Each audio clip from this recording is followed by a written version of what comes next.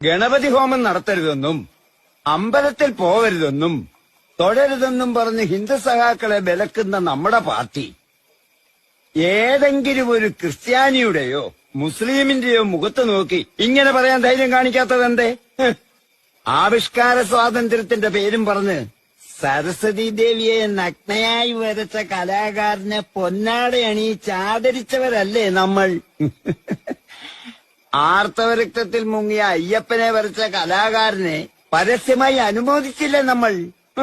എന്നിട്ടും പെണ്ണുപിടിയനായ പാതിരിയെ വരച്ച കലാകാരനെ മതവികാരം വ്രണപ്പെടുത്തിയെന്നും പറഞ്ഞ് ആക്രോശിച്ചവരല്ലേ നമ്മൾ?